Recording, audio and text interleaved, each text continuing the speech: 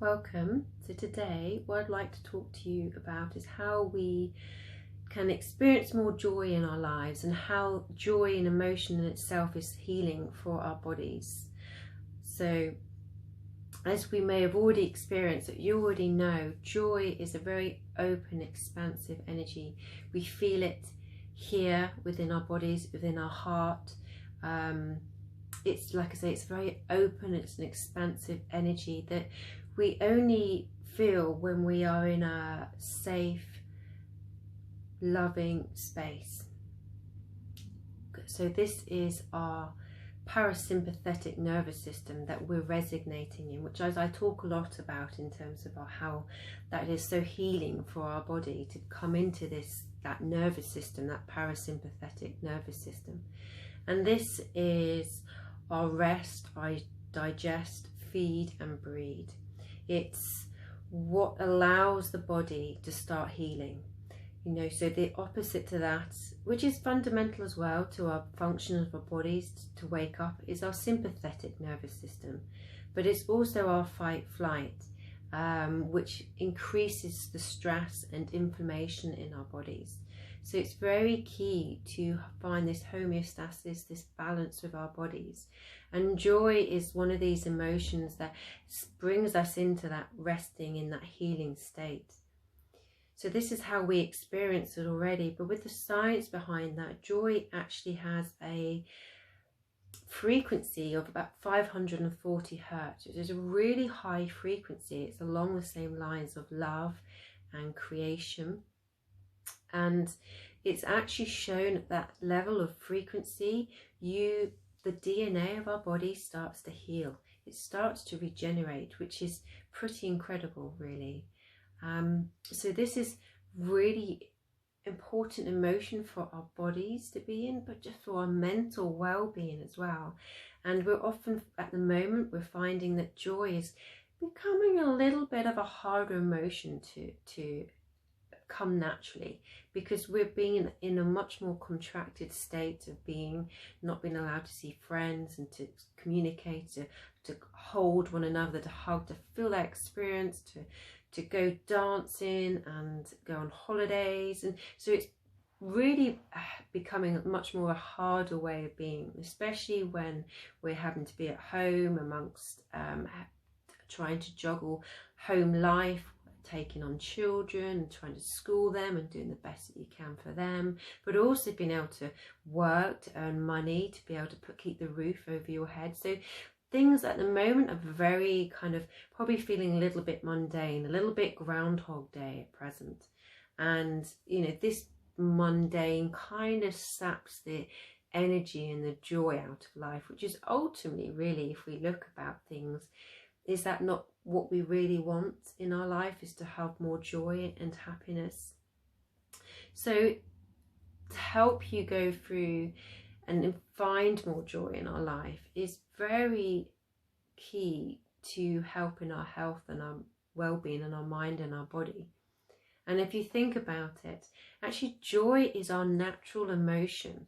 If you think about a little baby when it's born, once it's got through those first few weeks of adapting, knowing where to feed and sleeping and becoming to all this new stimuli that it is experiencing, one of the key factors that we see, that we look to in that connection, is that smile. When that little baby smiles back and connects to you, and that is our inner part of us. It's within us. However, unfortunately, due to life stresses and old belief systems that we put upon ourselves, or has been put upon us, that we feel that we have to be really busy to deserve happiness, that only happens if you're working really hard. Unfortunately, that starts to kind of suppress that emotion of joy. So finding joy in every day of our lives is an achievement in itself. So to be able to go through that day, to have a simple smile and enjoyed your day, is an achievement in itself. Even if you haven't achieved all your other lists that you've had to do, appreciate that one, just by being happy, is a great achievement right now, especially in this current climate that we're feeling within this contracted state.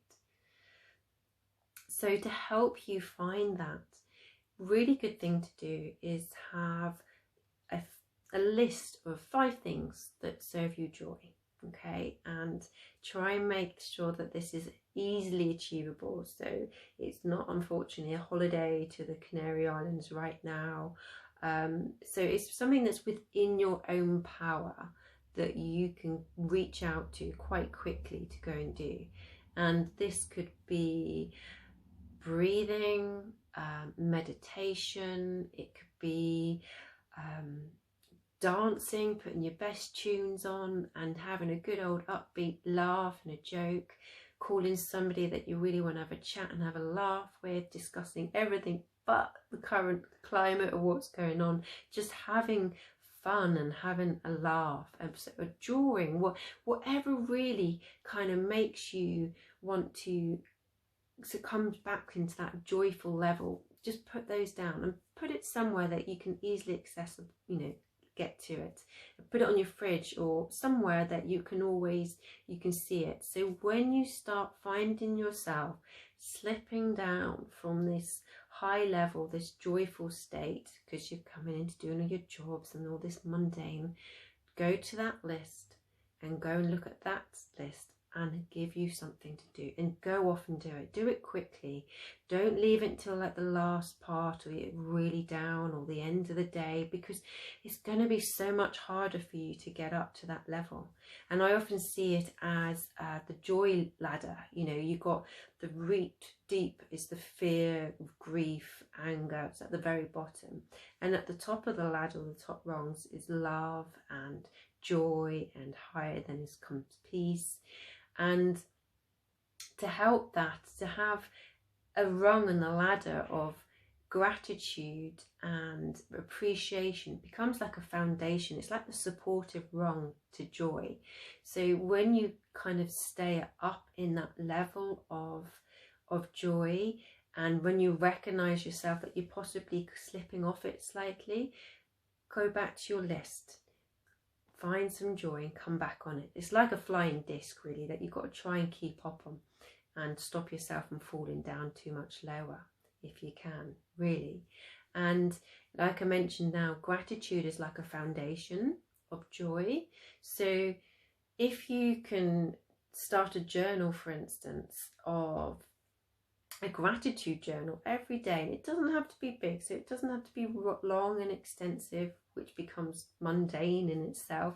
Just a little gratitude of what you feel that day, and it's great to do it in the morning as a way of setting the day.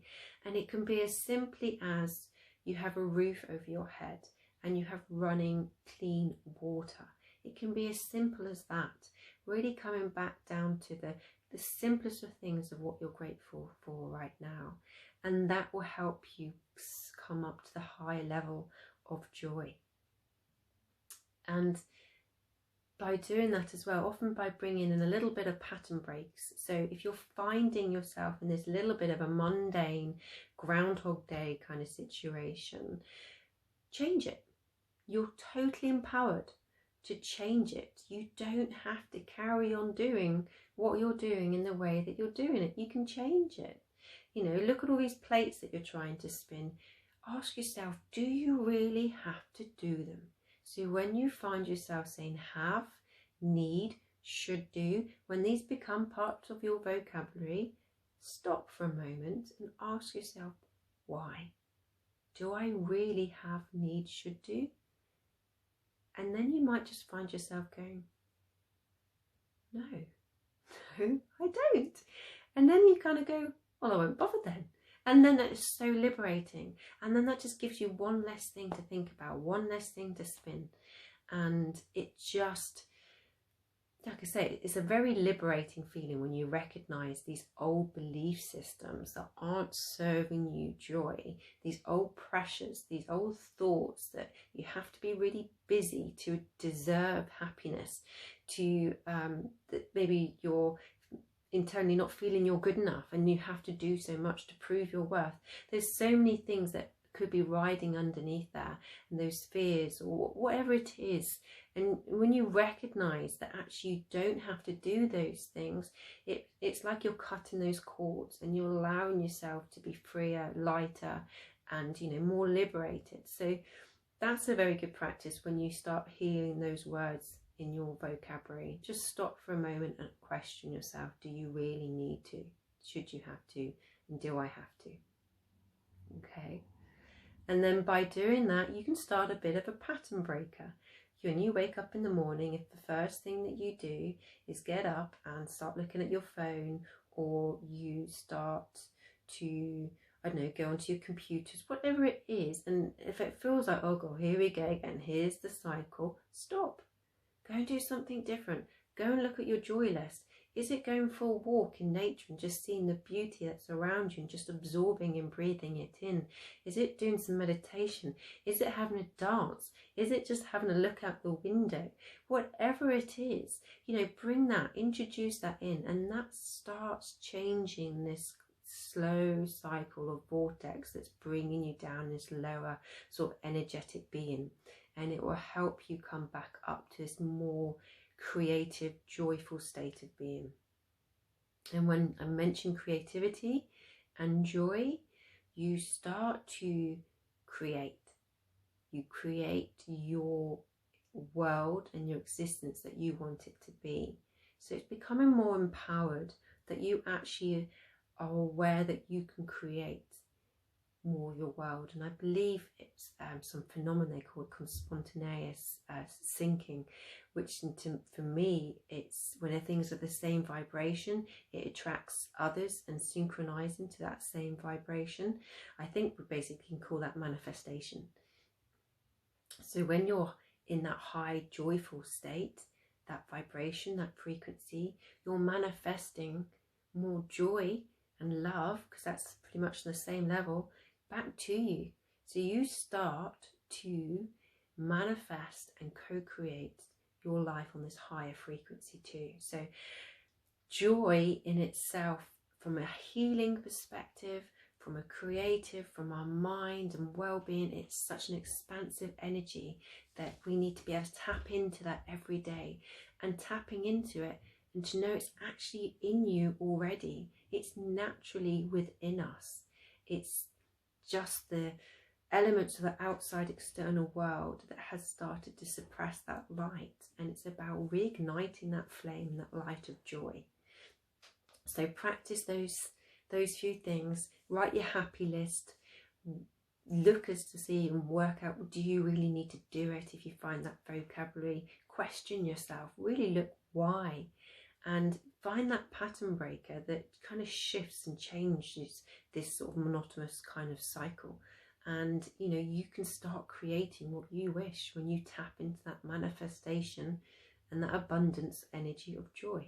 So I hope this video is really helpful, and I can only take one thing from this, is that if you can just initiate more joy in your life and to let go of those things that aren't serving you joy,